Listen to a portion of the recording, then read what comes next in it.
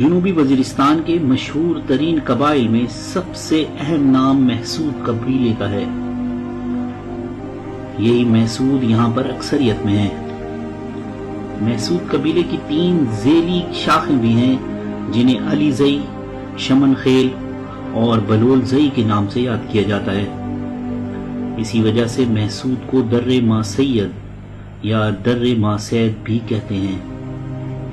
یہ تمام قبیلے نفع و نقصان میں برابر کے حصے دار ہوتے ہیں۔ اس کے علاوہ بھی ان ذیلی قبیلوں کی مزید کئی شاخیں ہیں، لیکن طوالت کی بنا پر ہم انہیں نظر انداز کر رہے ہیں۔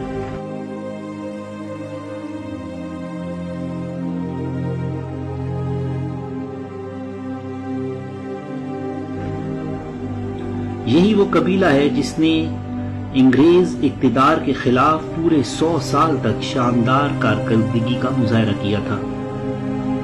مورخین اور محققین نے بہت سارے مستند حوالوں کی مدد سے ان کو تمام قبائل میں بہت ہی باغی، سرکش اور جنگجو قبائل قرار دیا ہے۔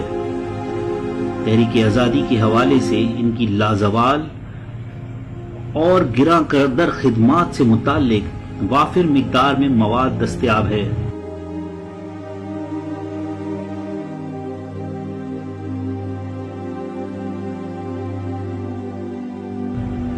ایک مشہور رائٹر کیرو اپنی کتاب پٹھان کے صفحہ نمبر 546 سے 552 کے درمیان لکھتا ہے، شمال مغربی سرحد کے طول و عرض میں تمام قبائل میں محسود بلا خوف و تردد سب سے زیادہ ضد کے پکے ثابت ہوئے ہیں۔ ان کے خیال میں محسود قبائل نہ صرف آتشی اسلحے کے مفید اور ماہرانہ استعمال کا مظاہرہ جانتے ہیں، بلکہ انہوں نے یہ بھی ثابت کر دیا ہے کہ نئے ہتھیاروں کی ایجاد کے باوجود دست بدست لڑائی میں شمشیر زنوں کی حیثیت سے ان کی روایتی بہادری میں کوئی فرق نہیں آیا۔ محسود کے ساتھ میدان جنگ کی طرح دوسرے میدانوں میں بھی نپٹنا مشکل ہے۔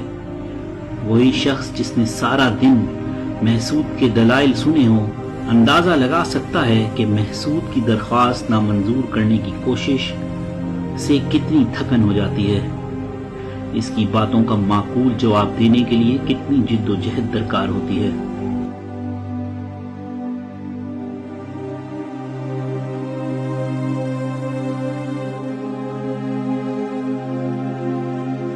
ایک اور مشہور مغربی مصنف ہاول اپنی بہت ہی گراں قدر کتاب مینز میں لکھتے ہیں، سرحدی علاقے کی ایجنسی ایک ایسی ذمہ داری ہے جو اس علاقے میں متعین آفیسروں پر ذہنی اور جسمانی دباؤ کے ساتھ اخلاقی دباؤ بھی ڈالتی ہے۔